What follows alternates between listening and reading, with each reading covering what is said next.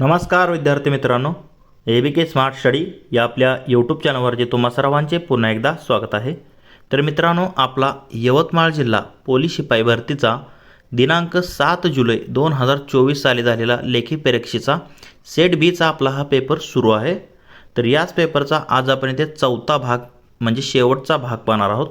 तर या भाग 4 मध्ये आपण त्याचे मराठी ग्रामर म्हणजेच मराठी व्याकरणशी संबंधित जे काही महत्त्वाचे प्रश्न आलेले आहेत तर ते आज आपण इथे संपूर्ण स्पष्टीकरणासहित पाहणार आहोत. तर असेच प्रश्न तुमच्या येणाऱ्या पोलीस भरतीच्या लेखी परीक्षेमध्ये असण्याची शक्यता आहे. त्यामुळे तुम्ही हा व्हिडिओ पूर्ण बघा व तुमच्या मित्रांना देखील शेअर करा. तर वेळ न घालवता आपण आपल्या डायरेक्ट प्रश्नांकडे वळूयात. पाहू त्याच्या या आपल्या भाग 4 मधील आपला हा प्रश्न पहिला. प्रश्न क्रमांक 76 तुम्ही इथे पाहू शकतात. काय दिलेलं आहे? मूळ मराठी वर्णमालेत एकूण वर्णांची संख्या किती होती? म्हणजेच मूळ जी आपली मराठी वर्णमाला होती त्यामध्ये एकूण किती वर्ण होते? तर ऑप्शन आहेत अ 50, ब 47, क 48 व ड 52. तर आता इथे जर तुम्ही पाहिलं तर सध्याला जर तुम्ही पाहिलं तर एकूण वर्ण जे आहेत तर ते किती आहेत? तर ते एकूण 52 आहेत. पण मूळ वर्ण जे होते आपले किती होते? एकूण 48 होते. म्हणजे त्यानंतर ॲ व ऑ हे ॲड झाले व एकूण सध्याला तुम्ही जर पाहिलं तर एकूण 52 आहेत सध्याला आणि मूळ वर्णमालेत किती होते? एकूण 48 होते. हे लक्षात ठेवा. ऑप्शन क जे आहे तर ते या प्रश्नाचं योग्य ॲन्सर असणार आहे. पुढे प्रश्न पाहूयात. प्रश्न क्रमांक 77. तर आपल्याला इथे एक म्हण दिलेली आहे बघा.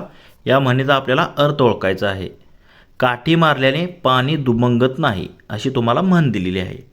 तर म्हणी व वाक्यप्रचार हे असे दोन टॉपिक आहेत. त्यामध्ये तुमच्या येणाऱ्या पोलीस भरतीमध्ये हमखास एक ना एक तरी प्रश्न यावर विचारला जाणारच आहे. त्यामुळे हा टॉपिक तुमचा एकदम व्यवस्थित असणे गरजेचं आहे. तर बघा, काठी मारलेले पाणी दुभंगत नाही म्हणजे याचा जर अर्थ जर तुम्ही काढला तर आता ब मध्ये तुम्ही जर पाहिलं तर रक्ताचे नाते म्हणता तुटत नाही.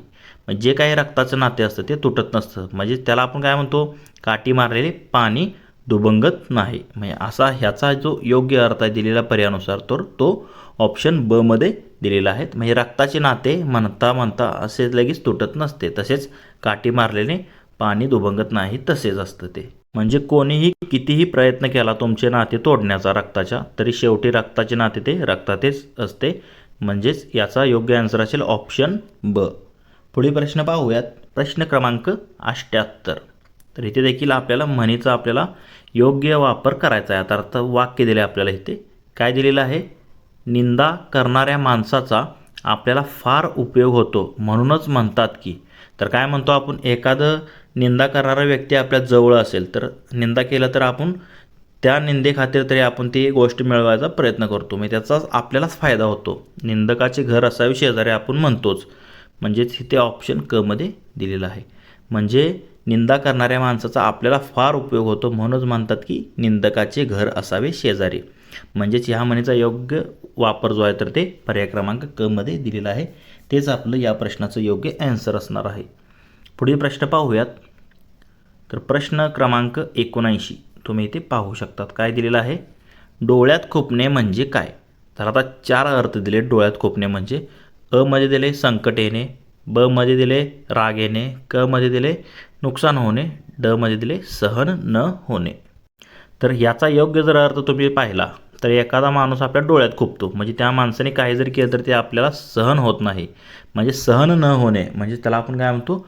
डोळ्यात खुपणे होय. दिलेल्या पर्यायानुसार जर तुम्ही पाहिलं तर डोळ्यात खुपणे म्हणजे काय? तर ऑप्शन ड मध्ये दिलेला आहे सहन न होणे. पुढील प्रश्न पाहूयात. प्रश्न क्रमांक 80. तर आता इथे दिलेलं आहे आपल्याला वाक्यप्रचार. म्हणजे काय दिलेलं आहे? उंबराचे फूल. उंबराचे फूल या वाक्यप्रचाराचा अर्थ काय? तर आता उंबराचे फूल असा इथे म्हण का तयार झाली? तर उंबराचं फूल तुम्ही कधी पाहिलं आहे का? तर ते कधी उमलतं आणि कधी म्हणजे गळून पडतं. म्हणजे हे कोणी पाहू शकत नाही. रात्रीच मध्यरात्री कधी उमलतं पाहिजे. एखादा नशीबवान असेल तर त्यालाच ते पाहायला मिळतं. म्हणजे उंबराचे फूल म्हणजे दुर्मिळ गोष्ट असते. म्हणजे त्याचं काय? कधीतरी ती होणारी म्हणजे वारंवार न दिसणारी माणूस. आता इथे जर तुम्ही पाहिलं तर उंबराचे फूल म्हणजे काय? वारंवार न दिसणारा म्हणजे ते कधीही दुर्मिळ असतं. ते कधीतरी दिसतं म्हणजे त्यालाच काय म्हणतो आपण? उंबराचे फूल. म्हणजेच वारंवार न दिसणारा माणूस. हे पर्याय क्रमांक तुम्हाला क मध्ये दिलेला आहे. तेच या प्रश्नाचं योग्य ॲन्सर असेल. पुढील प्रश्न पाहूयात. प्रश्न क्रमांक 81. मती गुंग होणे या वाक्यप्रचाराचा योग्य अर्थ निवडा.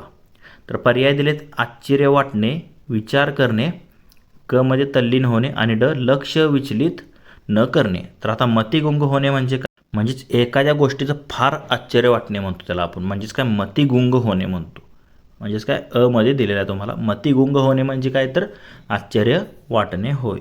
ते तर तुम्ही तल्लीन होणे असा देखील आपण याचा अर्थ घेऊ शकतो. आणि आश्चर्य वाटणे म्हणजे हे जे आहे तर तो प्रश्न रद्द झाले होता बघा. आश्चर्य वाटणे आणि तल्लीन होणे दोन्हीही अर्थ होतात. मते गुंग होणे म्हणजे एखाद्या गोष्टीत म्हणजे मग्न होणे असा देखील अर्थ होतो किंवा तल्लीन होणे, गुंग होणे. मती गुंग होणे म्हणजे काय आश्चर्य वाटणे. तर इथे आश्चर्य वाटणे त्यावेळेस ॲन्सर कीनुसार त्याने ॲन्सर दिलेलं होतं. तर जवळपास दोन्ही हे जे आहे तर ते अर्थ याचे होतात. तसेच अजून अर्थ आहेत भ्रमित होणे किंवा गोंधळणे असा देखील होतो. तर याचा ॲन्सर दिलेला आहे आश्चर्य वाटणे. पुढील प्रश्न पाहूयात. प्रश्न क्रमांक 82 काय दिलेला आहे? निरपेक्ष म्हणजे काय? तर आता 4 ऑप्शन आहेत. लिहिता वाचता न येणारा, त्याप्रमाणे रात्री फिरणारा, कशाचीही अपेक्षा नसणारा आणि ड मध्ये काय दिले कोणतेही व्यसन नसलेला.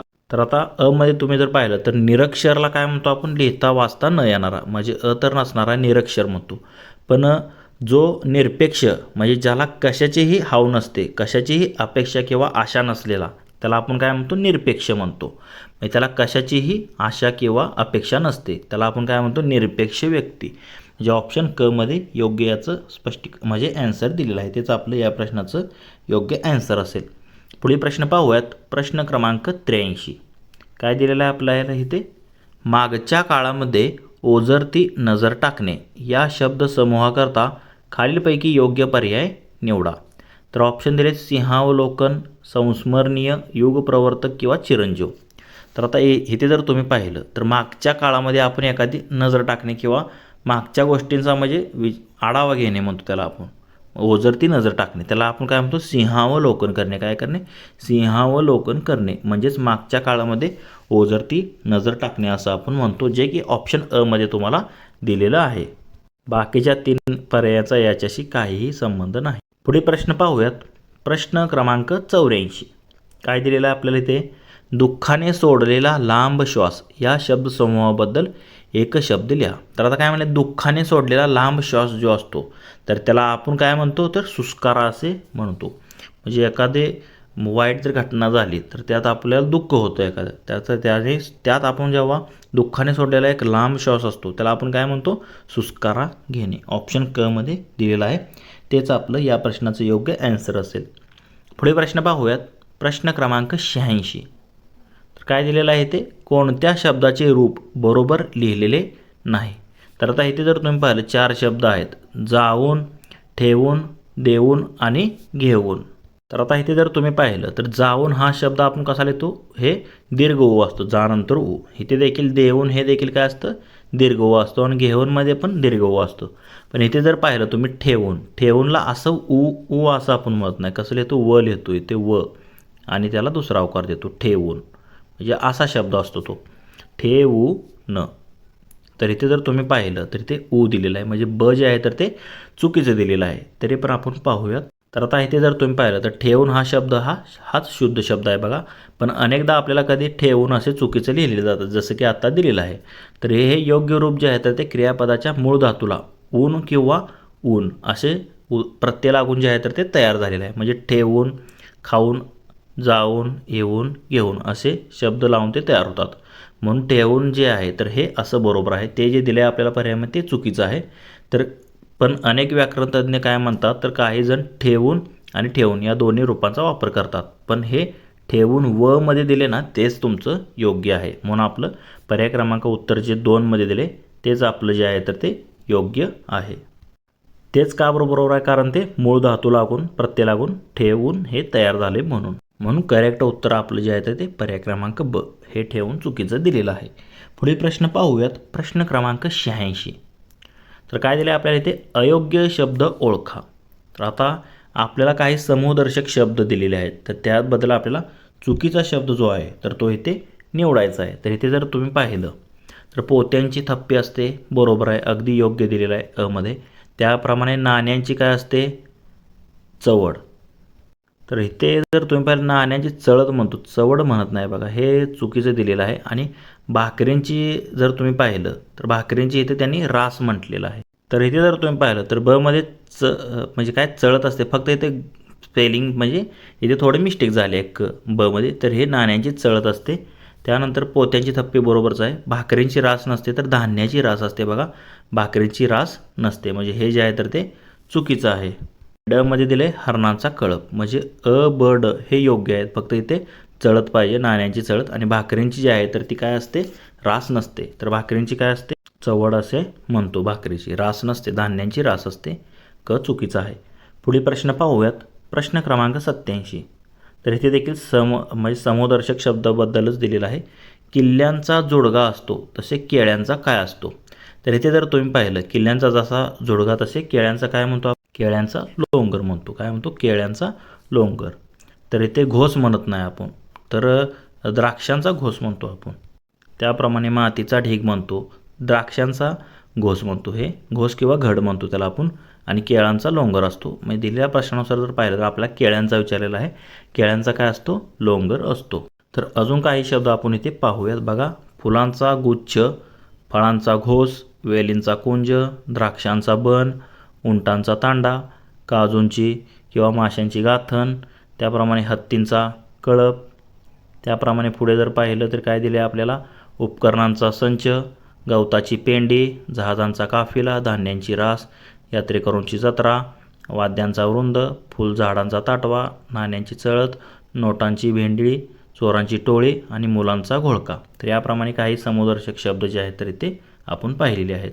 तर या प्रश्नाचं योग्य आहे केळ्यांचा लोंगर असतो. पुढे प्रश्न पाहूयात. प्रश्न क्रमांक 88. तर काय दिलेलं आहे, मृत्युंजय या कादंबरीचे लेखक कोण आहेत. तर बघा, लेखक आणि महत्त्वाची पुस्तके हे कोण आहे ते तुम्हाला माहीत असणं गरजेचं आहे. तर त्यावरती एक प्रश्न तुम्हाला हमखास विचारला जातोच. तर त्याप्रमाणे इथे आपल्याला मृत्युंजय हे पुस्तक कोणाचं आहे ते विचारलेलं आहे. तर मृत्युंजय हे पुस्तक कोणाचं आहे तर ते शिवाजी सावंत यांचं आहे बघा. शिवाजी मृत्युंजय छावा हे जे पुस्तक आहे, छावा देखील शिवाजी सावंत यांचं आहे. छावा हा चित्रपट देखील निघालेला आहे बघा. शिवाजी सावंत यांचंच पुस्तक आहे मृत्युंजय तसेच छावा. तसेच विश्वास पाटील यांची जर तुम्ही पाहिलं तर पानिपत हे पुस्तक जे आहे तर ते विश्वास पाटील यांचं प्रसिद्ध आहे. आणि सध्याचं सातारामध्ये जे झालेलं आपलं साहित्य म्हणजे अधिवेशन जे झालं, भारतीय साहित्य संमेलन झालं, त्याचे अध्यक्ष साताऱ्यामध्ये विश्वास पाटील हे होते, हे देखील लक्षात ठेवा. तसेच विविध जे लेखक आहेत त्यांचे महत्त्वाचे किमान 1-2 पुस्तक जे महत्त्वाचे प्रसिद्ध पुस्तक हे तुम्ही पाठच करून ठेवा. तसेच मित्रांनो, तुम्हाला जर याची जर PDF हवी असेल ॲन्सर की सहित, तर आपले टेलिग्राम चॅनलवरती उपलब्ध आहे. तिथे तुम्हाला काय करायचं आहे, फक्त आपल्या व्हिडिओखाली टेलिग्राम चॅनलची लिंक आहे, तिथे तुम्ही टेलिग्राम चॅनल जॉईन करा व याची फ्रीमध्ये तुम्हाला PDF मिळणार आहे तिथे ॲन्सर की सहित. तर प्रश्न क्रमांक 89 तुम्ही इथे पाहू शकतात. काय दिलेलं आहे आपल्याला इथे, मराठी भाषा दिन कधी असतो. तर आपण नाशिकचा जो पेपर पाहिलेला त्यामध्ये देखील हा प्रश्न पाहिलेला होता बघा. 1 मे जो आहे तर त्याला आपण काय म्हणतो, महाराष्ट्र दिन म्हणतो. तर आपल्याला काय म्हटलेलं आहे, मराठी भाषा दिन म्हटलेला आहे. तो कधी असतो आपण पाहिलेलं 27 फेब्रुवारीला असतो. कवी कुसुमाग्रज यांचा जन्मदिवस म्हणून आपण तो मराठी भाषा दिन म्हणून जो आहे तर तो आपण साजरा करतो. मराठी भाषा गौरव दिन म्हणतो त्याला आपण. तसेच इथे जर तुम्ही पाहिलं 15 ऑगस्ट हा आपला स्वातंत्र्य दिन आहे. आणि 1 जानेवारीला कोणता दिन आहे ते तुम्हाला कमेंट करून सांगायचं आहे. 15 जानेवारीला आर्मी डे असतो, नुकताच पार पडलेला आहे तो. पुढे प्रश्न पाहूयात. प्रश्न क्रमांक 90.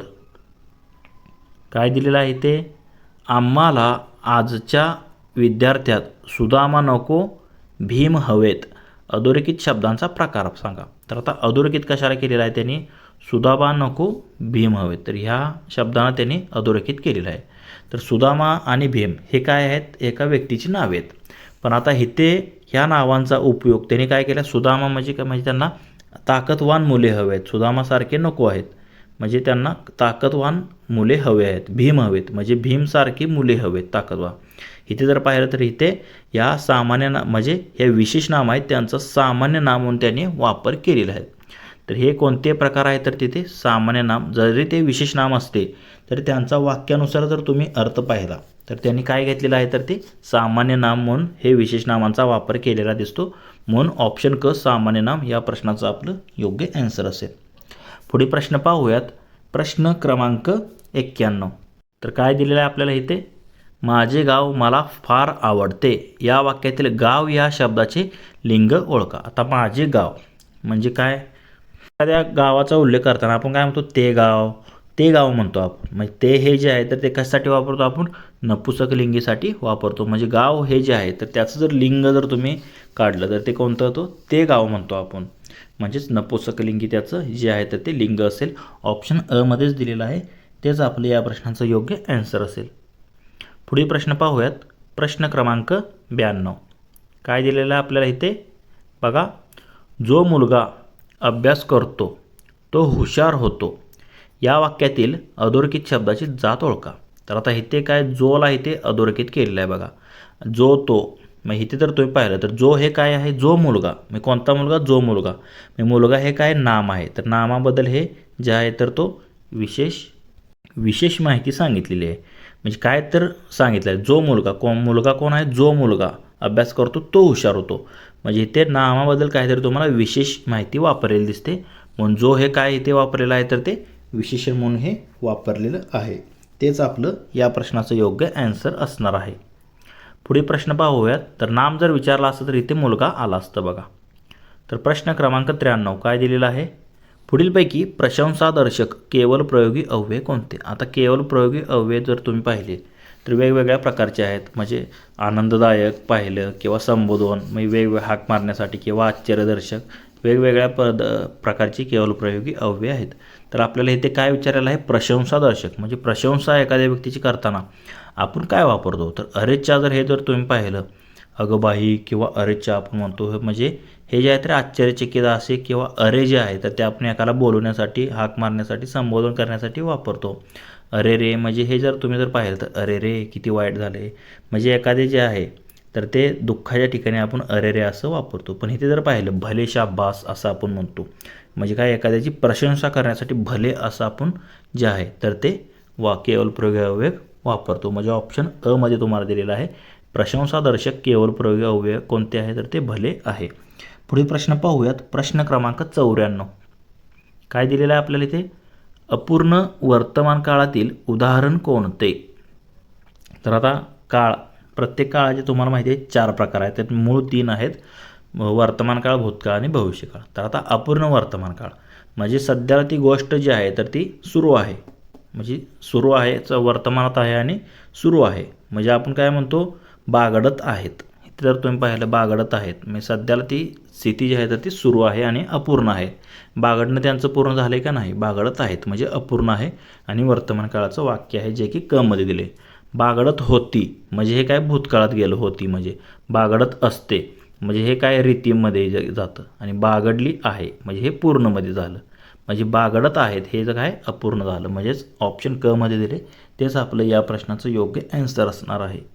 पुढे प्रश्न पाहूयात. प्रश्न क्रमांक 95. हिंगाचा खडा म्हणजे खालीलपैकी काय? तर हिंगाचा खडा कशाला म्हणतो असं आपल्याला विचारलेलं आहे. तर पर्याय आहेत तल्लख माणूस, भित्रा माणूस, अचरट माणूस की मूर्ख माणूस. म्हणजे हिंगाचा खडा किंवा हिंगाचा तुकडा म्हणजे त्याला आपण काय म्हणतो? एखादा तल्लख व्यक्ती किंवा तल्लख माणूस, जे की अ मध्येच तुम्हाला दिलेला आहे. हिंगाचा खडा म्हणजे काय? तल्लख माणूस. ऑप्शन अ मध्ये दिले तेच आपलं या प्रश्नाचं योग्य ॲन्सर असेल. हिंगाचा खडा म्हणजेच काय? तल्लख माणूस.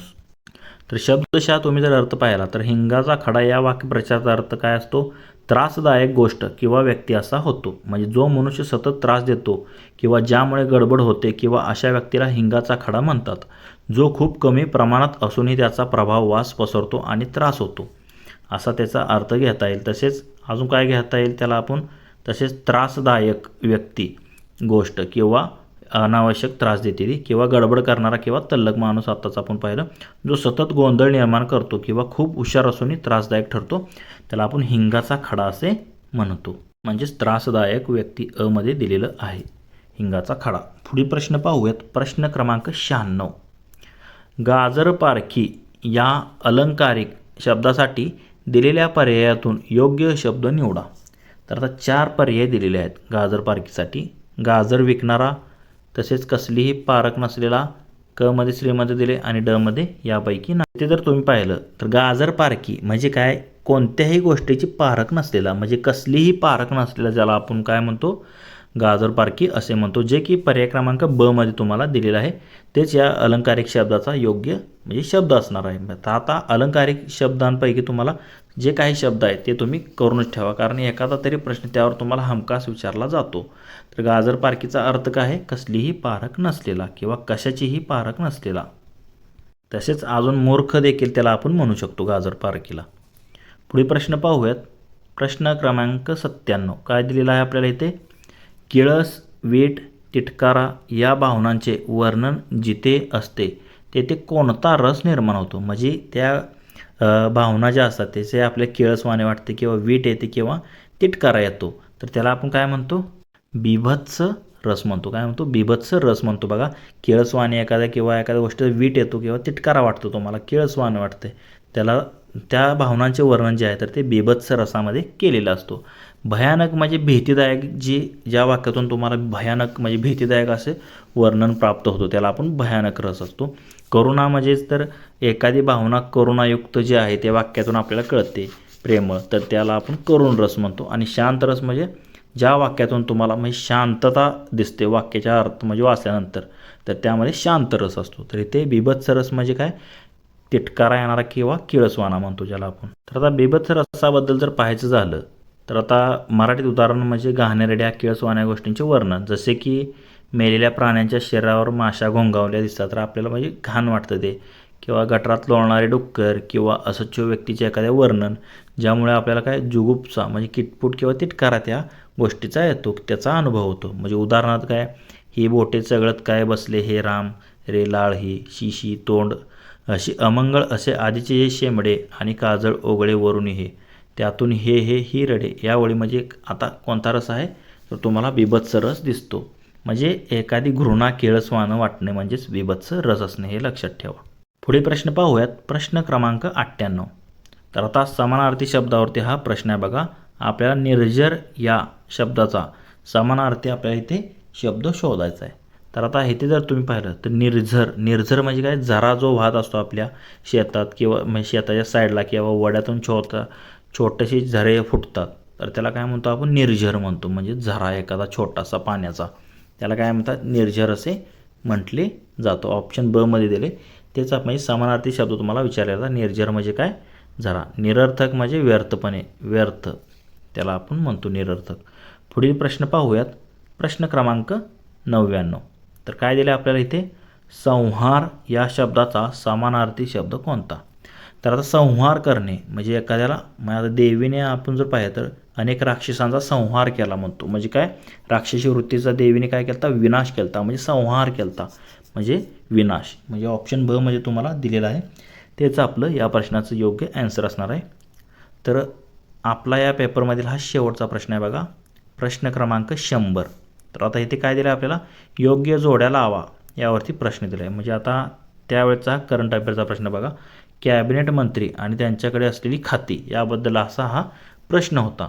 तर आता अमित शहा यांच्याकडे जर तुम्ही पाहिलं तर म्हणजे गेल्या वर्षी 24चाच प्रश्न आहे, म्हणजे सरकार तेच आहे. म्हणजे तर अमित शहाकडे कोणतं आहे, तर अमित शहाकडे गृह होतं खातं. कोणतं, गृह खातं जे आहे तर ते त्यांच्या सध्याला देखील आहे, अगोदर पण होतं. त्याप्रमाणे JP नड्डा हे जे आहे तर त्यांच्याकडे कोणतं होतं, आरोग्य आणि कुटुंब कल्याण. त्याप्रमाणे पियुष गोयल यांच्याकडे वाणिज्य व उद्योग होतं. त्याप्रमाणे किरण रिजिजू यांच्याकडे कोणतं होतं, संसदीय कामकाज व अल्पसंख्याक व्यवहार. आणि चिराग पासवान यांच्याकडे अन्न प्रक्रिया उद्योग होतं. म्हणजे त्यावेळेस दिलेल्या पर्यायानुसार म्हणजे त्यावेळच्या करंट अफेअरनुसार जर तुम्ही पाहिलं तर Aला 2, Bला 5, इथे जर तुम्ही पाहिलं तर क मध्ये दिलेलं आहे, Bला 5, Cला 4, Dला 1 आणि Eला 3. याप्रमाणे योग्य जोड्या तुम्हाला ऑप्शन क मध्ये दिलेल्या आहेत. तर तेच आपलं या प्रश्नाचं योग्य ॲन्सर असणार आहे. तर मित्रांनो, आपला यवतमाळ जिल्हा पोलीस शिपाई भरतीचा दिनांक 7 जुलै 2024 साली झालेला आपला हा पेपर सुरू होता. तर हा पेपर जो आहे तर तो आपण संपूर्ण स्पष्टीकरणासहित याचे 100 प्रश्न जसे तसे पाहिलेले आहेत. जर तुम्हाला या प्रश्नामध्ये कोणती शंका वाटत असेल तर कमेंट करून नक्की कळवा. तसेच हा जर व्हिडिओ तुम्हाला आवडला असेल तर लाईक करा व तुमच्या मित्रांना देखील शेअर करा व असे जर नवनवीन व्हिडिओ तुम्हाला हवे असतील तर आपले YouTube channel ABK smart study subscribe करा व समोर बेल आयकॉनवर प्रेस करा. धन्यवाद मित्रांनो. जय हिंद, जय महाराष्ट्र.